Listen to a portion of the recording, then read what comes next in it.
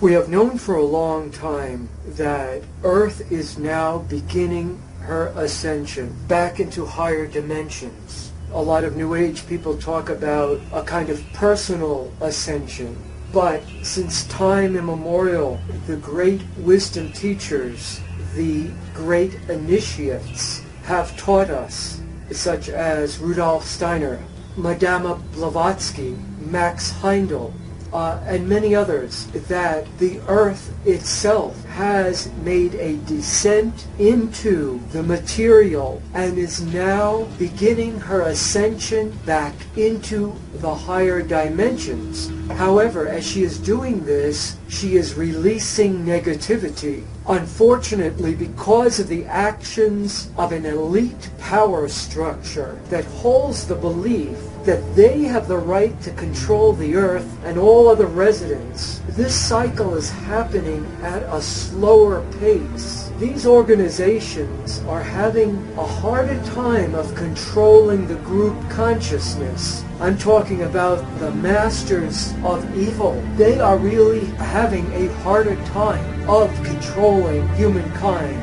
And it is because of us, the work that we're doing. There are thousands of light workers on this planet that are beginning to experience the energies of the higher dimensions. Because of these people, they have taken the time to increase their vibration. They have guaranteed that the planet and all of her residents will ascend. There are those here who were brought down while trying to help and have been stuck in the reincarnational cycle. They have had their memories wiped and are just plugging along like most of the planet. I think the difference is that those from elsewhere are always trying to figure things out. They are not really comfortable here. They, all of you I would suspect, are on these types of websites reading voraciously different esoteric books, whether religious, metaphysical, UFO, paranormal, etc.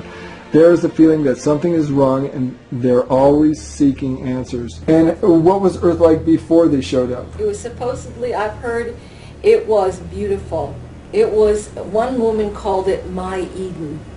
You took away my Eden. We as a species, the human race, was evolving on this beautiful planet just wonderfully, but naive enough to when these gods came, so-called, and they wowed everybody with their technologies, and then they started this whole thing. So, you know, every culture has its gods and goddesses, you know, the Greek gods and all these different Sumerians, and I think, but it was after, they've been here for a long time. Reptilians mated with human women to create bloodline families? That's probably true. Ike material. Reptilians leave their reptilian bodies in storage when they come here? I think that's true. I know that they use wormholes and portals in order to transport body parts and what have you from energy points here, probably portals or energy centers, which are there connected to wormholes. They use those to transport great flood stories that are all over. That's when they decided not to come back in their own or in a form, a physical form. That was when the decision was made to come and be cloaked within human beings, so that, you know, because all of a sudden there are no gods. You know, now all of a sudden we're sort of left on our own, but we're not. That's when they decided to use the cover, cloaking of humans. You say the reptilian race has been here for thousands of years and maybe longer, at first presenting themselves as the gods and then using their technology and genetic know-how to manipulate the human race for their own ends. That, it seems, involves using the human being as a food source, an energy source, a plaything, a slave, and a marketable item. It's a race of beings that lived off of our blood and that used Colosseum events to suck out energy out of people, that they were involved with the Aztecs and the Mayas, and that the sacrifices that were made there were also to feed these ET beings. Absolutely. Does that sound it's all like part of the same thing? And the reptilians are physical beings and do have physical bodies, but these, it appears, are kept in a storage place once they arrive here, while they encase themselves in a physical human form to operate behind the scenes. They have mastery over the fourth dimension, which for us is the world of dreams and astral travel. This is everything that we've been taught it's not. Right. Yeah. Part of our DNA was taken out, and the reptilian mind, which is the reptilian complex, the R complex in the brain being inserted there. And do you think this is the way that they're able to know the human mind and manipulate it, or do you have another take on that? I think that's pretty much right. Tell me about the masquerading as angels and light beings. Why would they do that? And how do they do that? They will scan your mind to see what you relate to. If you have a vision of angels with wings and, you know, feminine, blonde, or whatever, they'll appear like that. If you are looking for an Eastern guru with a long beard, I mean, they'll give you what they know you would relate to. In reality, so they're master manipulators. They're shapeshifters. I mean, whatever you think or whatever you're looking for, that's what you'll get. We've been handed belief systems, political and religious, which have been used to great advantage by this group to promote dissension, hatred, bigotry, and cause war. War has created benefits for this group on every level, but primarily it is a feast, as the fallen soldier, young, healthy, and filled with adrenaline and fear, is the favorite food source of this group. Now, when humans kill each other, you say the reptilians feast. They wait. They told me you make war, we plan the wars, you fight, and we dine. And I have a reversal that says in World War II, when Bush was talking to the war vets, he says, we ate so many then we hiccuped. This is why we have war. Strictly. Well, there's different reasons. They can make money and it's control, but it's mainly to eat. Reptilians love making the victims terrified. Why? Because they ingest that energy. They absorb the fear, energy of fear. And reptilians are very aggressive and threatening, and they use rape, and they're geneticists and mind manipulators. How is it they've been able to become so adept at so many different things to be so effectual over human beings? We're their life. They have no life without us. We're everything to them. They consider it's their survival. It's for their survival. We are it for them. They have no life without us. That's why they're so terrified of what's coming. Because everything that they gain and everything that they do, we're their drug, their food, their pleasure, their energy. They have nothing without the humans. So this is screwing around us is their life.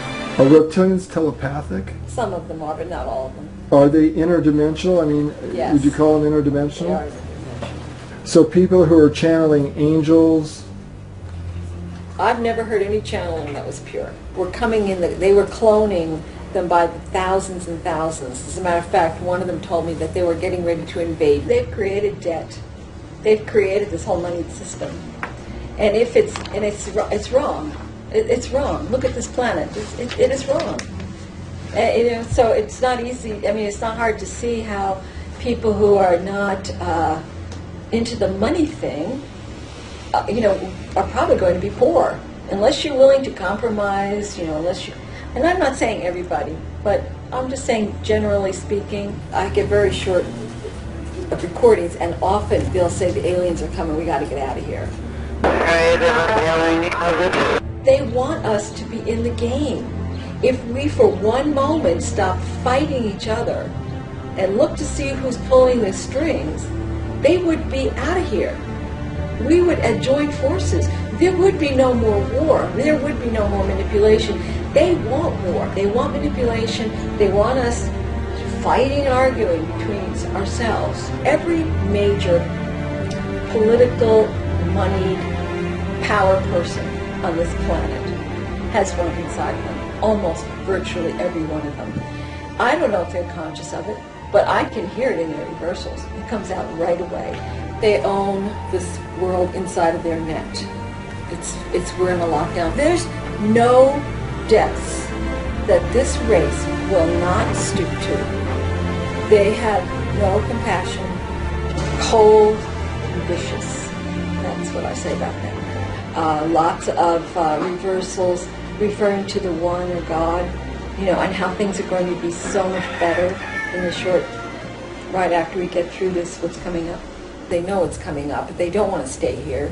They know they're going to be killed, and they're very angry at the big shots going out on the big ship, very angry, that they've been left behind. They're just considered peons.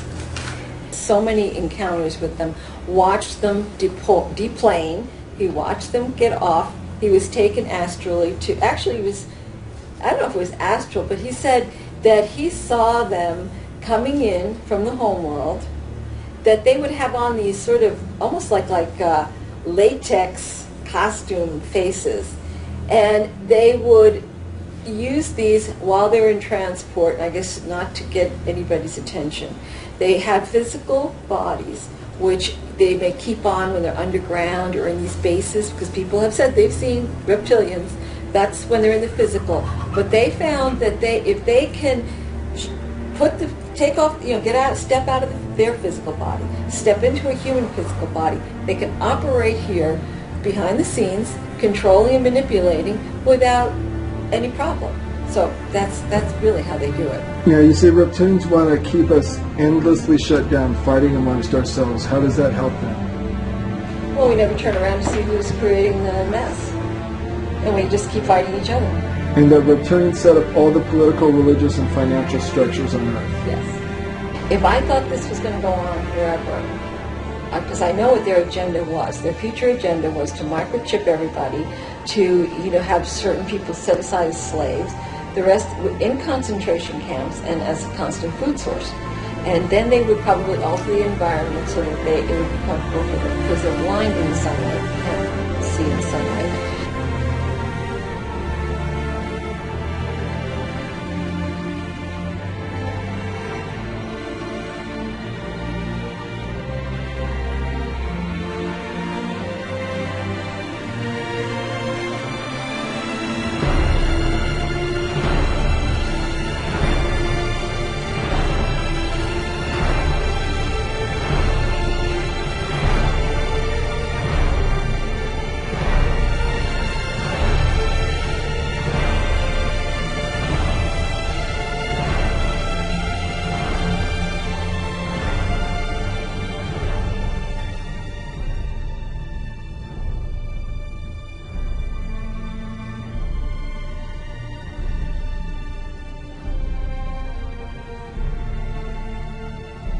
So that would have been our future, a total lockdown slave planet. I am very, very hopeful that this is going to change and we're going to be rescued from this mess. What if the fourth dimension, the lower astral, was someplace in the solar system, physical frequency we couldn't see, like on Mars or on Venus? Do you think that's possible? Well, I think that you can't see them on, like the fourth dimension is on Mars. There probably is a fourth dimension all over, just like 3 dimensions.